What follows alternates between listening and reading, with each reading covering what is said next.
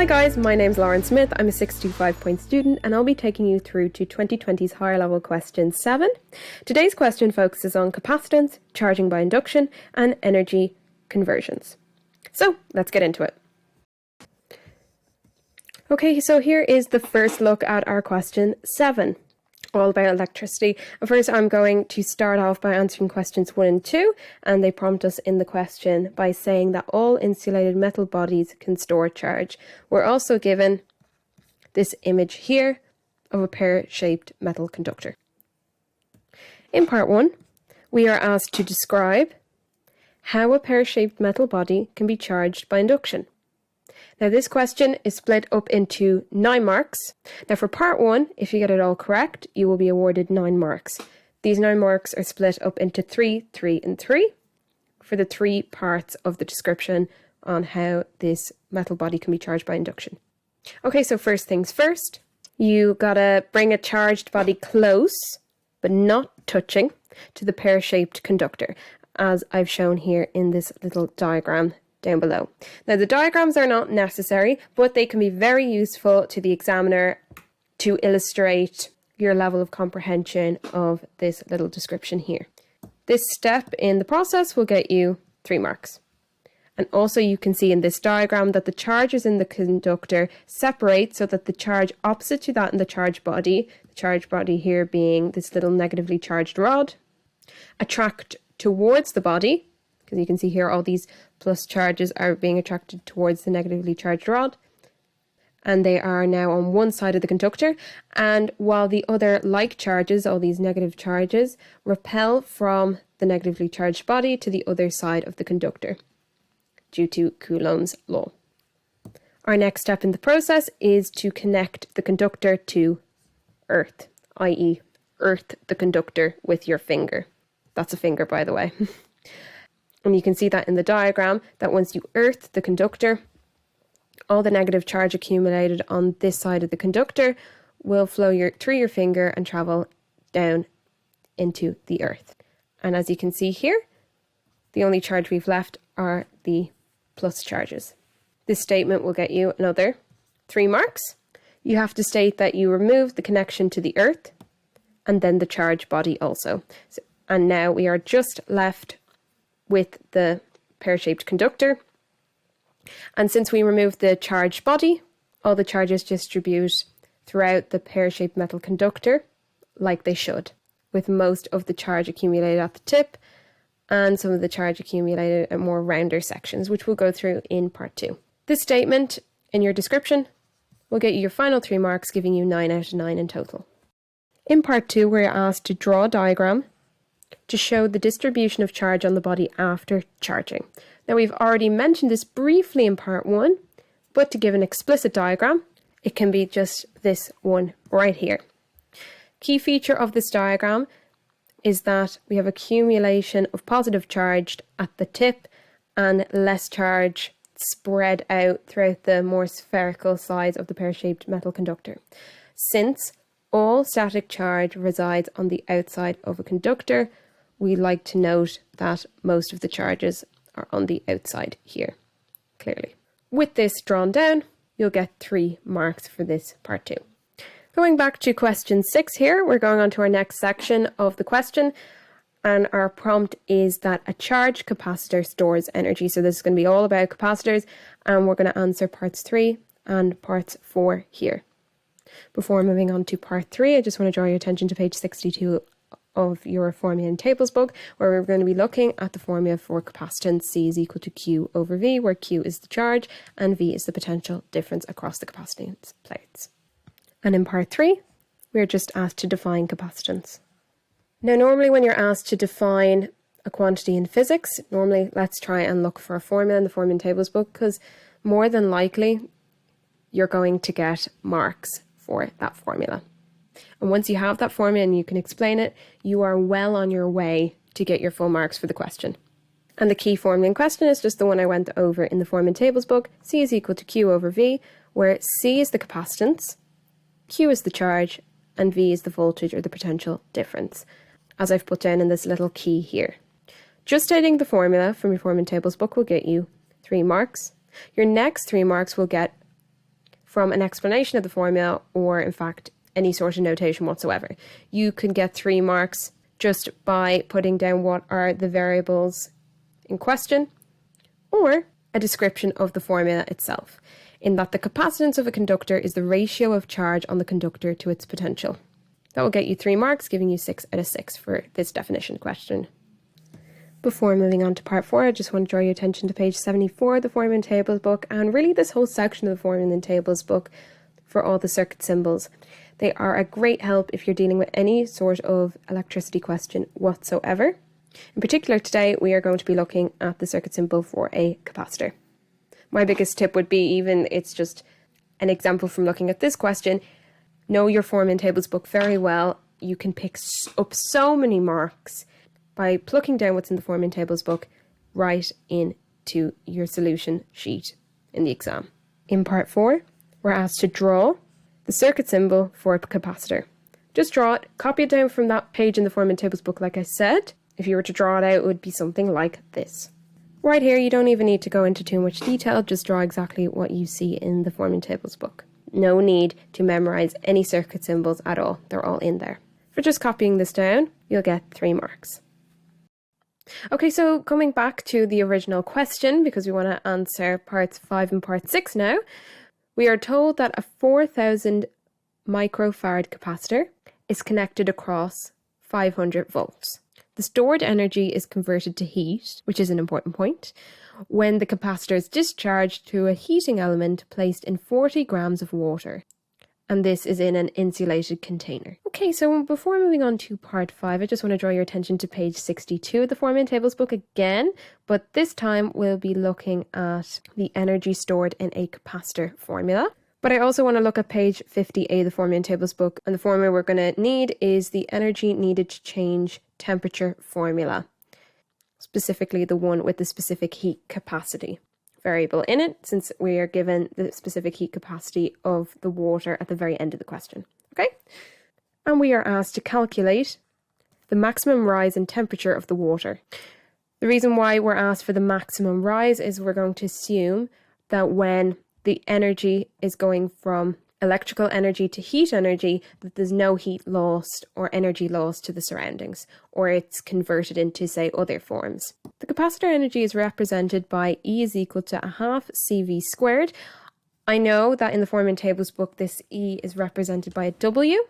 The W in the Formula and Tables book refers to the work done by the capacitor. The E in the marking scheme represents the energy. Since energy and work are both expressed in units of the joule, which is the unit for energy, therefore we can just interchange these 2 letters here. Don't read too much into it. I just wanted to point that out though. Now, this capacitor energy is converted to heat energy, which is represented by this formula over here, where E is equal to mc delta theta, where delta theta is the change in temperature. In this case, the maximum rise in temperature. This is what we want to look at. M is the mass of the water, and C is the specific heat capacity of the water. And if you put either one of these formulae down, you're going to get 3 marks automatically. So again, use your Formula and Tables book to the best of your ability. You're going to be picking up marks absolutely everywhere. So now reading into the different variables which we have in the information we were given, I just want to first look at the capacitance, which is this capital C here represented in that above formula there. And we're told it's 4,000 microfarads. However, microfarads is not an SI unit, but the farad is. So we're going to have to convert it into SI units because we're going to be converting from one variable or one physical quantity into another. Okay? We're just going to do this by replacing this little mu here by times 10 to the power of 6. And you can find this in the prefixes section in your Formula and Tables book. We are also given the voltage. We're given the specific heat capacity of water. That's at the very end of the question. You'll be able to see that. They give you that.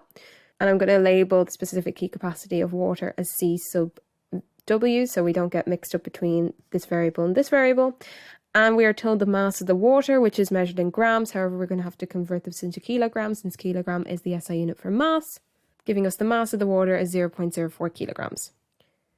If we want to find the maximum rise in temperature, i.e. this delta theta target variable over here, we're going to have to let these 2 formulae up here equal. since all of the capacitor's energy is going to be converted into heat energy. So these two formulae are going to equal, and therefore we get this expression over here, and we want to find this variable here, so we can just plug in all our values and find out what delta theta is. Now for this line in your workings, you're going to get 3 marks.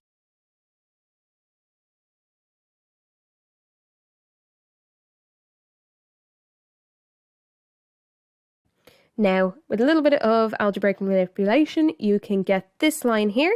We would like this maximum temperature change in terms of all the other variables because we know all the other variables.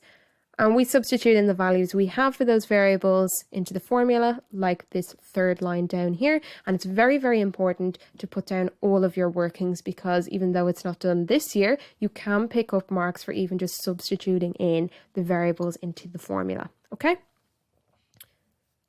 So let's figure out what the maximum rise in temperature is. Getting out our calculator, again using brackets and checking with the brackets that everything is correctly multiplied together, for the example this square, and that this scientific notation is contained within the bracket. Okay, so now we have everything correctly in, hit that equal sign, and we get this is our temperature. So that the maximum rise in temperature is roughly 3 degrees Celsius. Your final answer will get you 3 marks, giving you 9 out of 9. Now moving on to part 6, we have to describe an experiment to demonstrate how the capacitance of a parallel plate capacitor changes with the distance between the plates. Again, with these experiment questions, like describing an experiment questions, you want to structure your answer apparatus, method, observation. You'll get 3 marks for those 3 crucial bits of information in your experiment, and I would encourage you to structure your answers like this for any experiment question in a long question in physics. Okay, so let's look first of all at the apparatus. We have the key components are, we have this gold leaf electroscope, we have our capacitor plates here with one plate fully negatively charged, one other plate fully positively charged. We've got this high voltage source, and I would encourage you to always label that because it's an important component of this setup. The gold leaf electroscope will help us measure the voltage, which will help us in turn measure the capacitance. Okay? Again, make sure to label your apparatus. That's a key point here. And also I want to point out that the distance between the plates is just this distance here, and I would encourage you also to label that distance in your diagram. Now for this apparatus, you'll get your first 3 marks.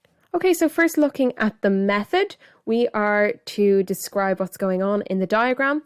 We're going to set up the equipment as shown. We are going to explain why we have a gold leaf electroscope in the apparatus setup.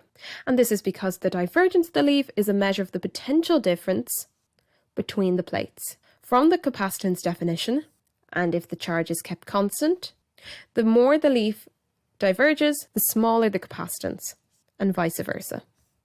Next bit in the method is that we need to charge the plates by connecting them across a high voltage source. Again, just explaining the different bits and pieces in the apparatus. Describe what you are drawing.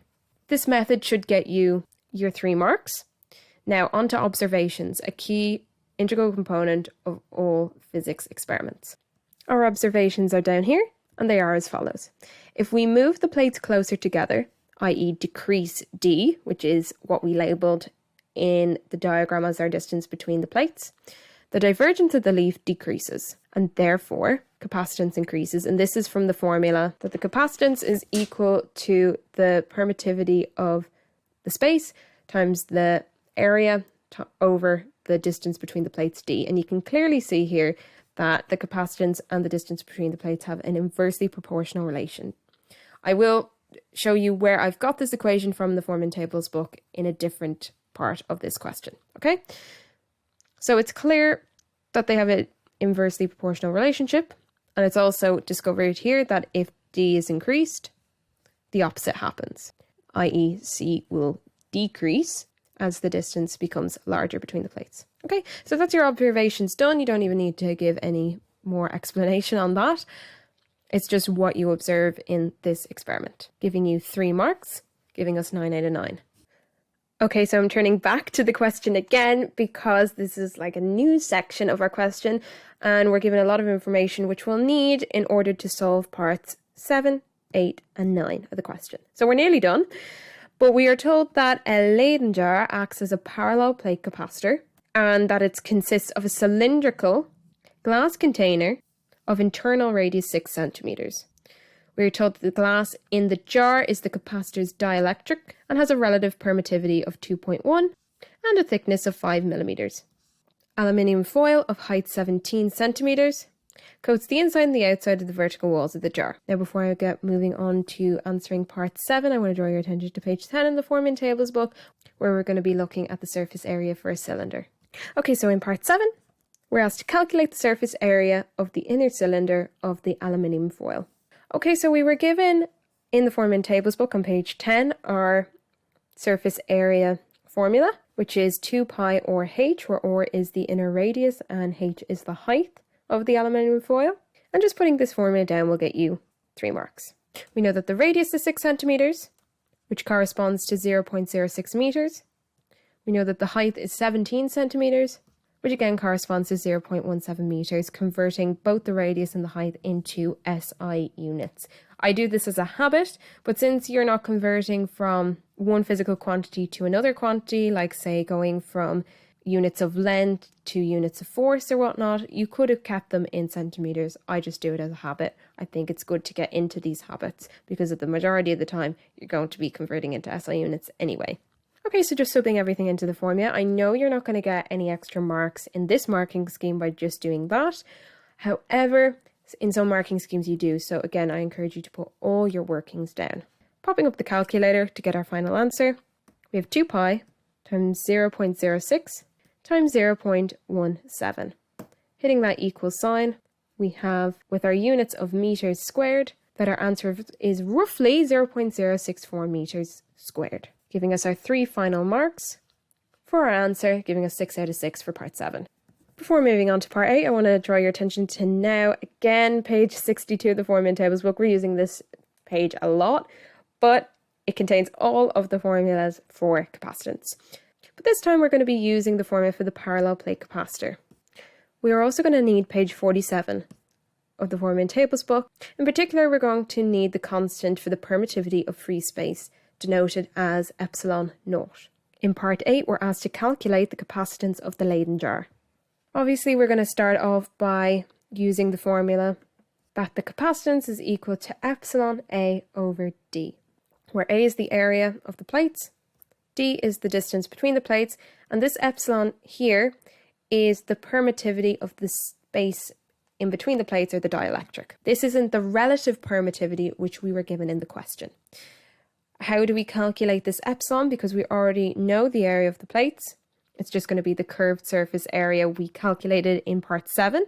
We already know the distance of the plates. It is represented as the thickness. But now we need to find out what epsilon is. Epsilon is equal to the constant denoted as the permittivity of free space multiplied by the relative permittivity which we were given in the question. Now, this formula is not in your Form in Tables book, so I'd advise you to keep it in your head. However, you could also remember this formula as that whatever dielectric you're using, you're going to have to compare its relative permittivity with the permittivity of free space, i.e. the permittivity of a vacuum. Just plugging in those values and putting them into our calculator. Again, since we are using scientific notation, it is best to use brackets to multiply these two numbers. And we get an answer for epsilon as 1.8585 times 10 to the power of minus 11. And I would keep this in full decimal form. There's not too many decimals, so it's fine. And also, if anybody's interested, these are the SI units associated with this permittivity of space between the plates. Now, already we've gotten our 3 marks by just putting down our formula. And we're going to get our final 3 marks from the answer. So let's calculate that. Now, going on to a new page, I've just rewritten out absolutely everything, including the formula and also the way I substituted in our values, which we looked at previously. Now let's put them all into the calculator. Now, we already have this permittivity of the space between these plates up here on the calculator. So it's going to be stored as an answer. So that's one figure we don't have to put into the formula. So we have that times the area, which is 0.064 meters squared, over the distance between the plates, which is just the thickness. Hitting that, we get an answer like so. Capacitance is normally, however, measured in nanofarads or microfarads. In this situation, because we have a scientific notation times 10 to the power of minus 10, it would best make sense to put this answer into nanofarads, since nano is times 10 to the power of minus 9, giving us a tidier answer for the capacitance as 0.238 nanofarads once you round to 3 decimal places. Okay? This final answer will get you 3 marks, giving us 6 out of 6. In part 9, we are asked what property of glass allows it to be used as a dielectric. We were told that the glass in this case has been used as a dielectric in the Leyden jar, and the answer is simply as follows. Glass is a good electrical insulator. This makes sense because a dielectric is the insulator between the 2 parallel plates in the conductor.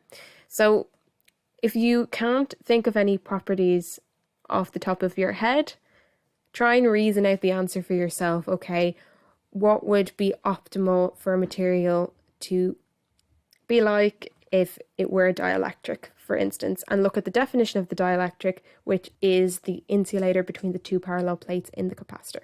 Okay, so just for stating these 6 words, you're going to get 5 marks.